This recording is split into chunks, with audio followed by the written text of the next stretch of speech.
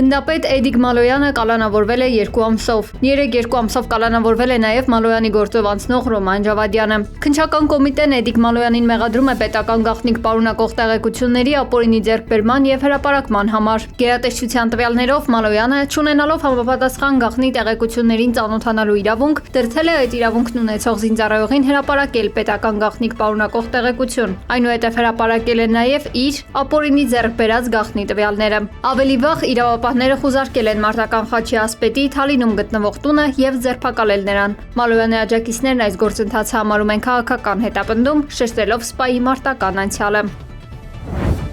Վարորդական իրավունքից զրկված քաղաքացիները հնարավորություն կստանան վերականգնել իրենց վկայականները 50,000 դրամ պետական տուրք վճարելով։ Կառավարության այս որոշումը վերաբերում է բացառապես վարչական կարգով զրկված անձանց, մինչդեռ օրինական ուժի մեջ մտած դատավճիռներով զրկվածների դեպքում այն չի գործում։ Փոփոխությունները նաև սահմանում են, որ վարորդական իրավունքի տեսական քննության դրական արդյունքն այսուհետ կպահպանվի ոչ թե 1, այլ 2 տարի։ Սա հնարավորություն կտա քաղաքացիներին ավելի հանգիստ պայմաններում հերթագրվել գործնական քննությունների համար, հատկապես դիմելիության աճի եւ հերթերի կառավարման անհրաժեշտության պայմաններում։ Բացի այդ, սեպտեմբերի 1-ից կվերանայվեն տեսական քննության հարցաշարերը, դրանք կդառնան ավելի մասնագիտացված եւ իդենտիկ յուրաքանչյուր կարգի կամ ենթակարգի համար, որպեսզի վարորդներից չպահանջվեն տվյալ մեքենայի վարման հետ կապ չունեցող գիտելիքներ։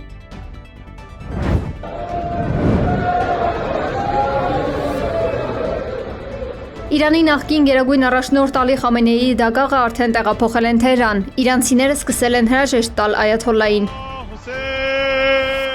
Հրաժեշտի մեծ արարողությունը տեղի կունենա Իսլամական Հանրապետության մի քանի քաղաքներում։ Այն կտևի մինչև հուլիսի 9։ Հաղորդվում է, որ ՍՔՕ միջոցառմանը կմասնակցեն շուրջ 100 երկրների ղեկավարներ։ Հայաստանի վարչապետ Նիկոլ Փաշինյանն արդեն մեկնել է Թեհրան մասնակցելու ամերիկա-իսրայելական հարվածի հետևանքով սպանված Իրանի Իսլամական Հանրապետության գերագույն առաջնորդի հրաժեշտի արարողությանը։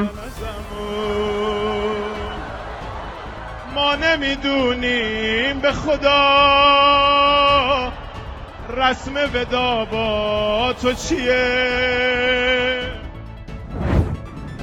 Իրանի գերագույն առաջնորդ Ալի Խամենեիի հրաժեշտի բազմափուլ արարողությունները կսկսվեն հուլիսի 3-ին եւ կտևեն մինչեւ հուլիսի 9։ Պաշտոնական Թեհրանն ակնկալում է շուրջ 100 երկրի ներկայացուցիչների, այդ թվում պետությունների ղեկավարների եւ բարձրաստիճան պատվիրակությունների մասնակցությունը։ Նիկոլ Փաշինյանը եւս հայտարարել է Իրան մեկնելու եւ տեղի ղեկավարության հետ հանդիպելու մտադրության մասին։ ՍՔՕ միջոցառումներին զուգահեռ Իսլամական Հանրապետությունը սպառնալիքներ է հնչեցրել Միացյալ Նահանգների եւ Իսրայելի հասցեին, պահանջելով զերծ մնալ հնարավոր սադրանքներից։ Իրանի ուժային կառույցները խոստացել են սթափեցնող հակահարված տալ ցանկացած ագրեսիայի, որը կարող է թիրախավորել երկիրը հուղարկավորության օրերին։ Այաթոլլայի մարմինը Թեհրանի, Ղոմի եւ Իրաքի շիայական սրբավայրերի միջոցով վերջին ճանապարհը կանցնի մինչեւ Մաշհադ, որտեղ հուլիսի 9-ին կկայանա թաղման արարողությունը։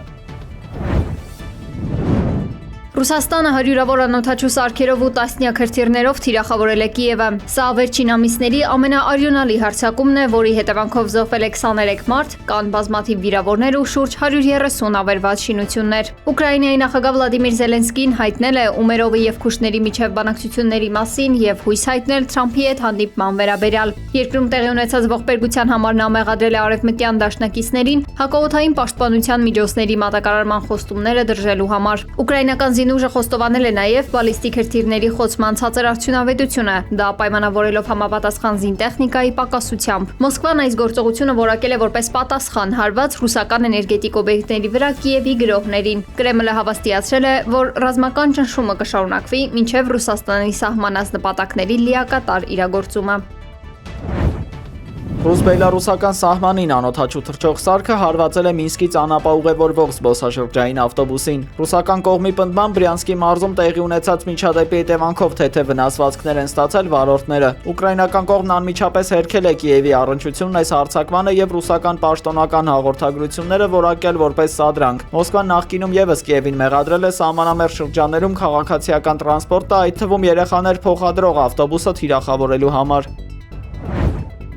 Թուրքիայի արտգործնախարար Հական Ֆիդանը CNN Թուրքիային տված հարցազրույցում հայտարարել է Իսրայելի հետ ռազմական բախման պատրաստակամության մասին։ Պաշտոնական Անկարան այլևս չի խորշում ուղղակի առճակատումից եւ մտադիր չէ նահանջել իր տարածաշրջանային շահերից։ Ըստ նախարարի, իսրայելական կողմն այժմ միտումնավոր նոր հակառակորդներ է փնտրում սեփական քաղաքականությունն առաջ մղելու համար։ Ֆիդանը շեշտել է, որ Թուրքիան վճռականորեն կպաշտպանի իր ազգային անվտանգությունը ցանկացած արտաքին սպառնալիքից։ Նա Իսրայելի ներկայիս գործելավոճը որակել է որպես աշխարհային մարտահրավեր, այլ ոչ սոսկ տեղային հակամարտություն։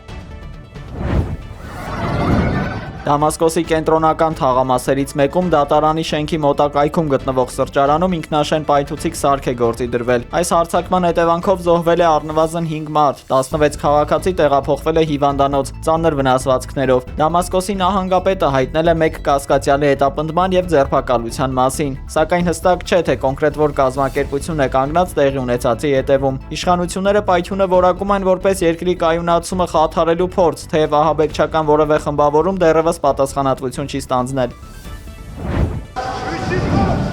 Ալբանիայի մայրաքաղաք Տիրանայում հակակառավարական բողոքի ալիքը վերաճել է ոստիկանության հետ բիրտ բախումների։ Ցուցարարներն ընդվզում են Ադրիատիկ ծովի ափին պահպանվող գոտում Ջարեդ Քուշների նախաձեռնած շքեղ հանգստավայրի կառուցման դեմ։ Ֆլամինգոների հեղափոխություն կոչվող այս շարժումը բնապահպանական դժգոհությունից արագորեն վերափոխվել է վարչապետ Էդի Ռամայի հրաժարականի քաղաքական պահանջի։ Խորհրդարանի շենքի մոտ ոստիկանությունն արցունքաբեր գազով ու ջրցան մեքենաներով է պատասխանել ցուցարարների նետած քարերին ու ձվերին։ Բախումների հետևանքով արդեն 18 մարդ ձերբակալվել է, իսկ 12 իրավապահ ստացել է տարբեր աստիճանի մարմնական վնասվածք։